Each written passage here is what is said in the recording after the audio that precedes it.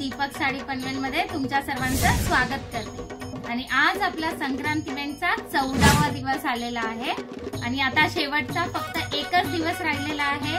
तर लवकर दीपक साडीजला व्हिजिट करा। थँक्यू।